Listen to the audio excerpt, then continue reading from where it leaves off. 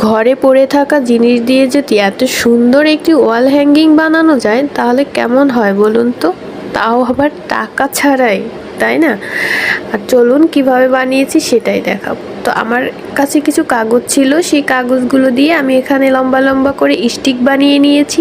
এরপরে ছিল একটা কার্টুন, সেই কার্টুন থেকে একটা গোল শেপ করে নিয়েছি আর সেটার উপরে আমি গাম দিয়ে এভাবে এক এক করে বসিয়ে দিয়েছি।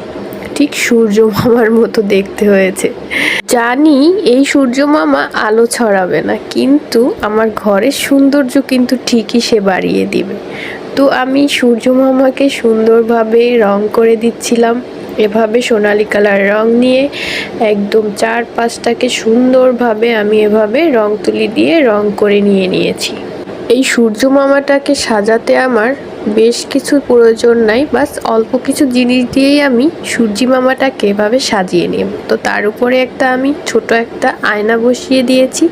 এই আয়নাটা আমার মেকআপের ছিল, খুব ছোট্ট, তো ওইটাকে আমি কাজে লাগিয়ে দিয়েছি যেহেতু আমার মেকআপটা শেষ হয়ে গেছে। আর ছিল আমার কাছে কিছু পুঁতি, তো ওই ছোট ছোট পুঁতিগুলো আমি গ্লাসের চারপাশে এভাবে বসিয়ে দিয়েছি।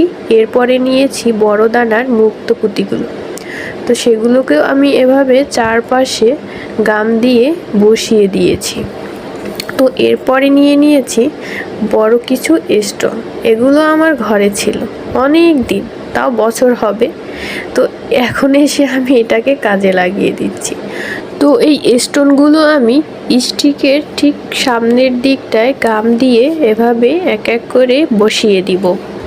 তো খুব সিম্পলের ভিতরে সূর্যি মামাকে আমি সাজিয়ে দিয়েছি। তো এবার আমার ঘরে সাজানোর পালা। তো দেখুন তো সূর্যি মামাটা আমার ঘরে কেমন লাগতেছে। আলো ঠিক দিচ্ছে না, কিন্তু সৌন্দর্য কিন্তু ঠিকই বাড়িয়ে দিয়েছে, তাই না? তো আমার এই ভিডিওটা কার কার কাছে কেমন লেগেছে অবশ্যই কমেন্ট করে জানাবেন, এবং ভালো লেগে থাকলে লাইক কমেন্ট শেয়ার করবেন। ধন্যবাদ।